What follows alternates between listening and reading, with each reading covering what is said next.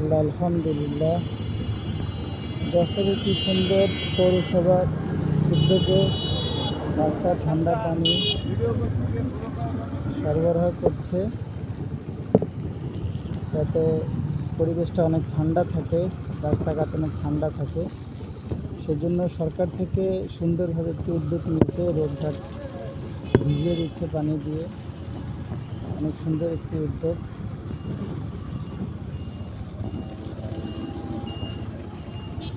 প্রত্যেক জেলা শহরে এরকম সরকার থেকে ভালো এরকম উদ্যোগ নিতে হবে।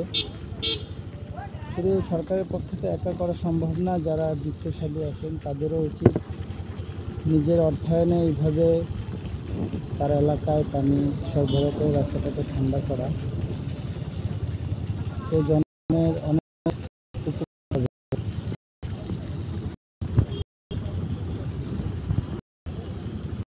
সুন্দরভাবে ঠান্ডা করার জন্য এইভাবে পানি সরবরাহ করছে।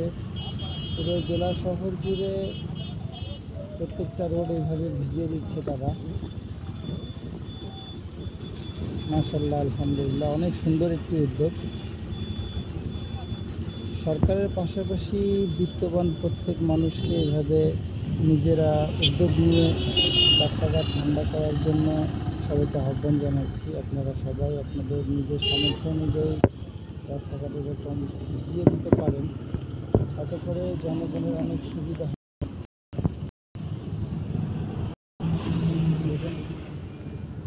তা ভিজিয়ে দিচ্ছে একবারে।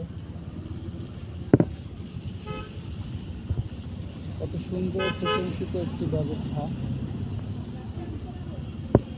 রাস্তাটা ভিজে দিচ্ছে, রাস্তাটা একদম ঠান্ডা হয়ে যাচ্ছে, পুরো রাস্তাটা একদম সম্পূর্ণ ভেজা।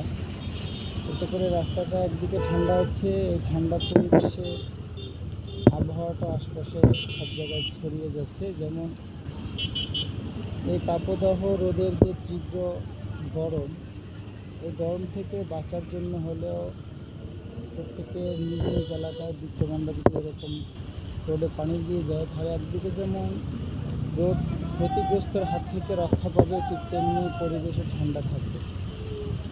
এটা একটি প্রশংসিত একটি উদ্যোগ, খুব ভালো একটি উদ্যোগ।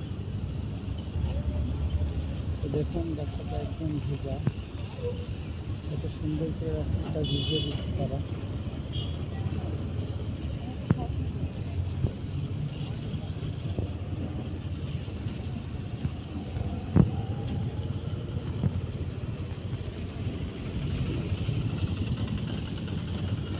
ঠান্ডা এই পানিটা রাস্তাকে একদম শীতল করে দিচ্ছে।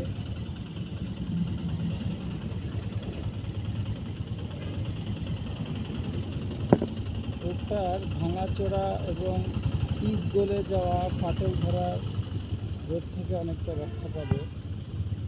জেলা শহরে, যশোর জেলা শহরে এই ঠান্ডা পানি দেওয়ার উদ্যোগটা অনেক সুন্দর, প্রশংসিত একটি উদ্যোগ।